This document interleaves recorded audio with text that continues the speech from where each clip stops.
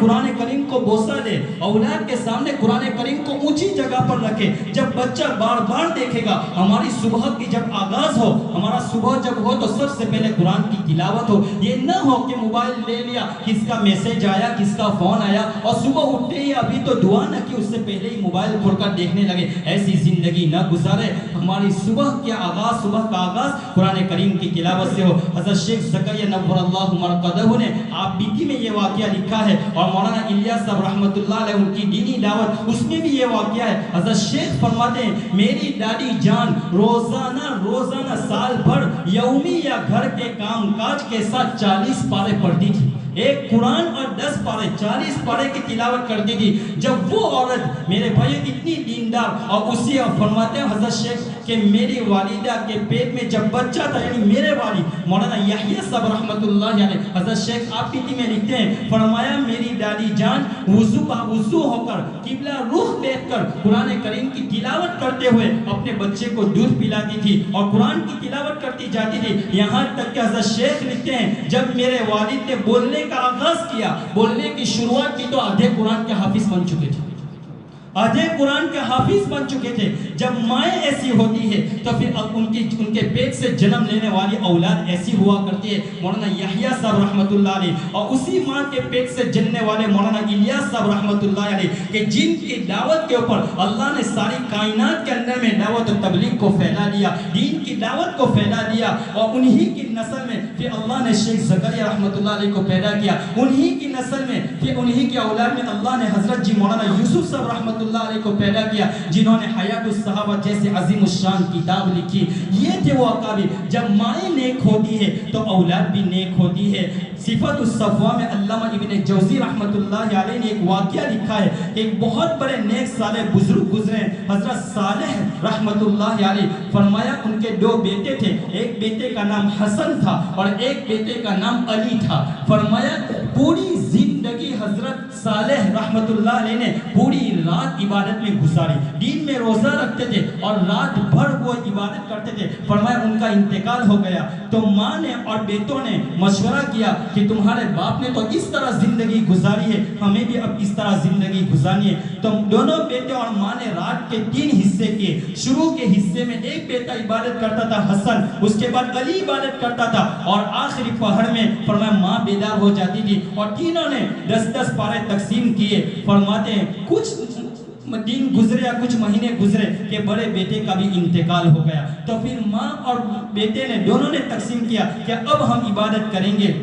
اس کے بعد کچھ وقت گزرا کہ ماں کا بھی انتقال ہو گیا تو پھر ایک بیٹا رہ گیا علی. فرمایا وہ اس نے ساری زندگی اسی طرح گزاری جس طرح اس کے باپ نے زندگی گزاری. تو میرے بھائیوں ہم نیک بنیں گے تو اپنی اولاد ہمیں دیکھ کر اپنے آپ کو فالو کرے گی. تو سب سے پہلی چیز اولاد کے دلوں میں اللہ کی محبت ڈالے. نمبر 2 اولاد کے دلوں میں اللہ کا خوف ڈالے. اور نمبر 3 اولاد کے دلوں میں رسول اللہ صلی اللہ علیہ وسلم کی محبت ڈالے. نمبر 5 اولاد کے دلوں میں قرآن کی محبت ڈالے. اور نمبر 6 کے اوپر یہ ہے کہ اولاد کے دلوں میں ان کو حلال رزق کھلائے، خود بھی حلال رزق کھائے اور اولاد کو بھی حلال رزق کھائے. حرام رزق سے اولاد فرما بردار نہیں ہوتی. حرام رزق تو بہت دور کی بات، مشتبہ چیز سے بھی اپنی اولاد کی حفاظت فرمائے. حکیم الاسلام قاری محمد طیب صاحب رحمۃ اللہ علیہ نے خطبہ کے حکیم الاسلام میں ایک واقعے کو نقل کیا ہے کہ ہمارے ملک ہندوستان کے اندر میں ایک بادشاہ گزرا ہے.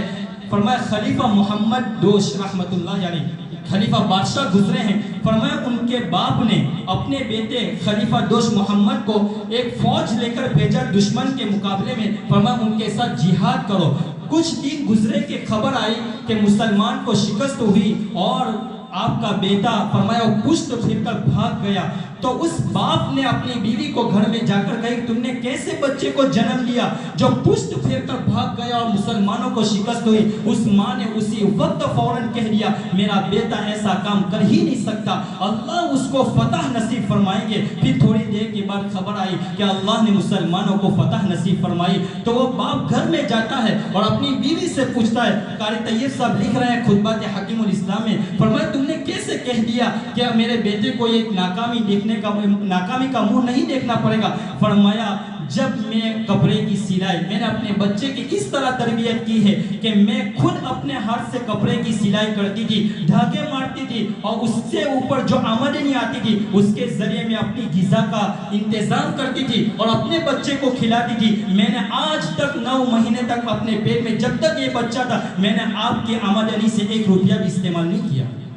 آپ کے پیسے کا ایک آمدنی اور ایک غذا، ایک چاول کا ایک ٹکڑا بھی میں نے اپنے منہ میں نہیں ڈالا، اس لیے کہ مجھے شک تھا کہ کہیں یہ روزی شبہ والی نہ ہو۔ فرمایا میں اپنے بچے کو ہمیشہ باوضو ہو کر اور قرآن کی تلاوت کر کے میں اس کو دودھ پلاتی تھی اور اللہ سے دعا کرتی تھی کہ اللہ میرے بیٹے کو نیک صالح بنانا۔ پھر مجھے امید تھی کہ میرے بیٹے کو اللہ ایسا دن کبھی نہ دکھائے، اس لیے میں نے یقین کے ساتھ کہا یہ دیکھیں میرے بھائیوں، جب مائیں نیک ہوتی ہے تو ان کے پیٹ سے جننے والی اولاد بھی نیک ہوتی ہے۔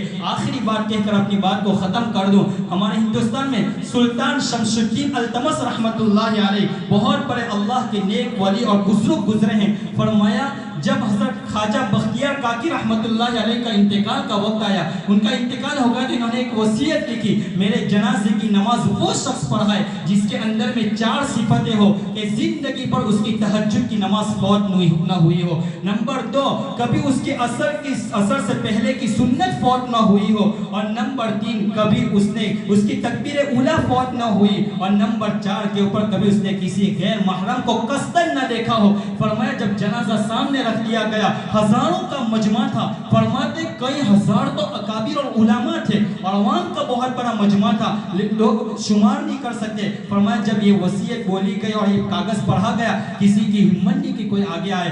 بہت دیر کے بعد حضرت شمس الدین التمش رحمت اللہ علیہ آگے بڑھے، کفن ہٹایا اور فرمایا میرے شیخ آپ نے میرے راز کو فاش کر دیا، آپ نے میرے راز کو فاش کر دیا۔ یہ چیز خواجہ بختیار کاکی رحمت اللہ علیہ کو معلوم تھی، تبھی تو جا کر انہوں نے یہ کہہ دیا کہ ایسے شخص بھی دنیا میں جینے والے ہیں کہ تم جس کے ماتحت زندگی گزار رہے ہو، جس بادشاہ کے تحت تم زندگی گزار رہے، تمہارا بادشاہ اور ان کے یہ اوصاف ہے، ان کی یہ صفت ہے۔ میرے بھائیوں ہم خود نیک بنیں اور اپنی اولاد کو نیک بنائے، یہ اللہ کی نعمت ہے۔ یاد رکھو ہم نیک بن جائے، اوابین کے پابند بن جائے، تہجد گزار بن جائے، اور آپ کی اولاد اگر آپ کی نافرمان ہے، شریعت و سنت سے کوسوں دور ہے، اور آپ یوں چاہے کہ میں نے تو میری اولاد کو کہا کہ نماز کے لیے چلے، عبادت کیجئے، وہ میرے قابو سے باہر ہے، میری بات نہیں مانتی، میں اب کیا کروں، میرے اعمال میرے ساتھ، وہ اپنا بھولیں گے۔ یاد رکھو کتنے بھی بڑے نیک بن جاؤ،